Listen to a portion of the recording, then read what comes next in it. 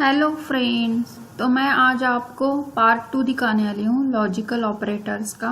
तो सेकंड है और ऑपरेटर, और उसका मैं सी लैंग्वेज में आपको प्रोग्राम दिखाऊंगी। तो फर्स्ट सेकंड जो और ऑपरेटर है वो it is denoted by 2 pipe characters. ये 2 पाइप कैरेक्टर्स हैं, उससे हम और ऑपरेटर डिनोट करते हैं। सेकंड है उसका character, it is binary operator as it requires 2 operands, means it requires 2 operands, so it is called as binary operator. It is used to combine test condition, means different assignments operators conditions we need to use to find the exact result of the logical or operators. Means it used to combine more than one test condition, means 2, 3, 4 कितने भी conditions हैं test condition, वो हम क्या कर सकते हैं, combine कर सकते हैं। अभी it returns false when all the test conditions under the considerations are false. हो गए तो ही ये फॉल्स रिटर्न करता है। इसके क्या है उसके opposite, it returns false when the result of all test conditions are false. Next characteristics है कि it returns true when any one or more than one condition is true. Means ये भी उसके अपोजिट है, अगर एक भी कंडीशन ट्रू है तो आंसर क्या आएगा, ट्रू आएगा, क्योंकि ये और है, ये आंसर ट्रू है या तो सेकंड आंसर ट्रू है। और एंड में क्या है, उसका रिजल्ट कंबाइन करने के बाद उसका रिजल्ट आता है। और में इन द नेम इटसेल्फ, और मीन्स क्या है, ये चलेगा नहीं तो वो, मीन्स आंसर कोई भी ट्रू है तो आंसर ट्रू ही आएगा। नेक्स्ट हमने यहाँ पे जो टेबल देखा था वो सब अपोजिट, जो हम लोग ने एंड में देखा था उसके अपोजिट है। अभी यहाँ पे उसका सिंटैक्स है कंडीशन 1 कंबाइन कंडीशन 2, और ये और ऑपरेटर है। इसमें तुम कितने भी कंडीशंस कंबाइन कर सकते हैं, कंडीशन 3 कंडीशन 4 कंबाइन करने के लिए हमको यहाँ पे और ऑपरेटर यूज होगा। ये टेबल में हमने दिखाया है कि कंडीशन 1 कंडीशन 2 इनको हमने अगर कंबाइन किया तो अगर कंडीशन 1 ट्रू है और कंडीशन 2 ट्रू है तो आंसर क्या आएगा, ट्रू आएगा। और अगर यहाँ पे है कि लास्ट वन जो है, अगर सभी कंडीशन फॉल्स है तभी आंसर फॉल्स आएगा, नहीं तो अगर एक भी कंडीशन ट्रू है तो आंसर क्या आएगा, ट्रू आएगा।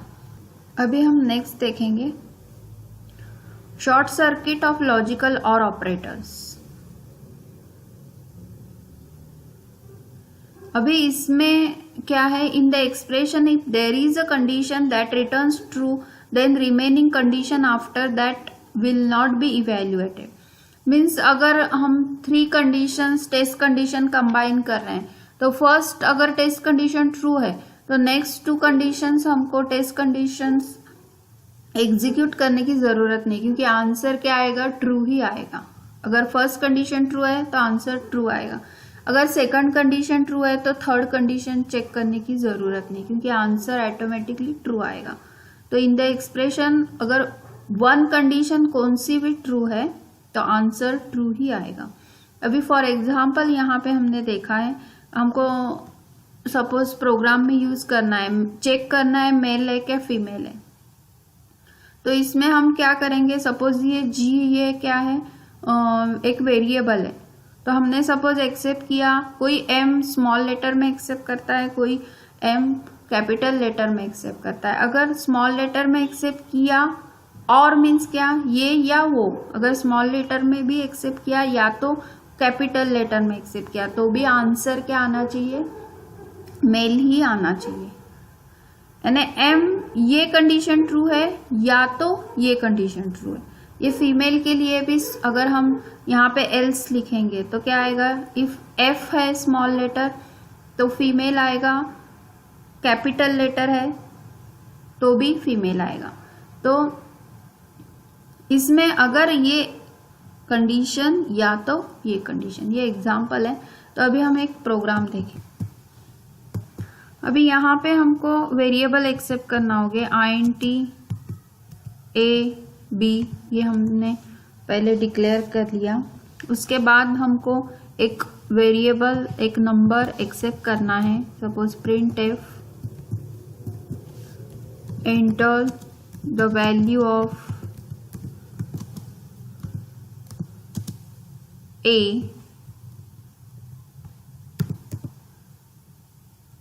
then scanf %d then and A, और यहाँ पे हमने सपोज एक कंडीशन यूज किया, बी में हमने स्टोर किया। अभी सपोज हम एक कंडीशन लिखेंगे, suppose A is less then suppose 100, और कोई सेकंड कंडीशन हम कंबाइन करेंगे और ऑपरेटर से, that is A is not equal to 200।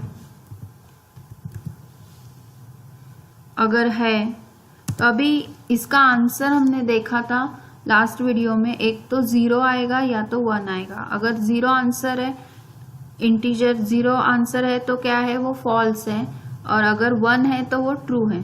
तो हम यहाँ पे चेक करेंगे, इफ b की वैल्यू 1 है तो आंसर क्या आना चाहिए, printf, तो ऑटोमेटिकली ट्रू है।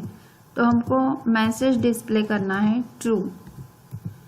अगर आंसर बी में ट्रू 1 आ गया तो ऑटोमेटिकली वो क्या है, ट्रू है। क्योंकि लॉजिकल ऑपरेटर का आंसर 2 ही इसमें आता है, 0 या 1। एक तो कंडीशन ट्रू होगी या तो फॉल्स होगी, एल्स क्या आएगा, वो फॉल्स।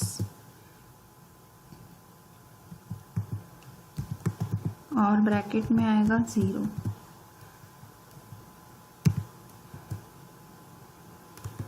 यहाँ पे कंप्लीट होता है प्रोग्राम।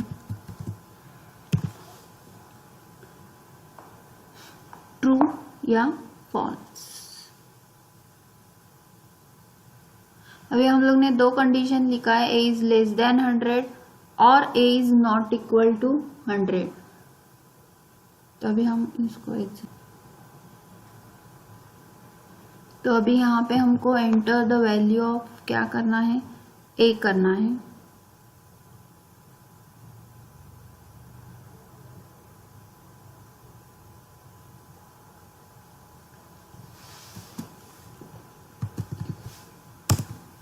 तो हम लोग ने 200 एक्सेप्ट किया, तो यहाँ पे क्या लिखा हुआ है, एंटर द वैल्यू ऑफ 200।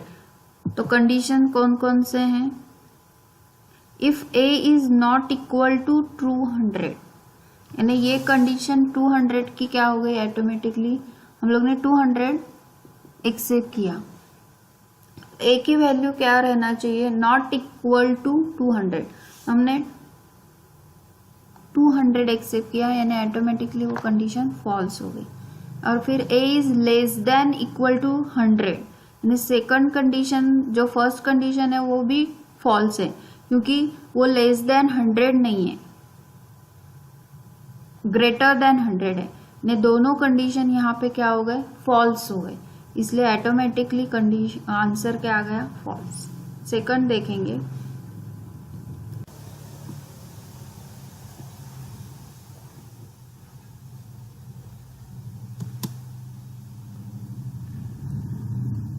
अभी हम 300 एक्सेप्ट कर रहे हैं।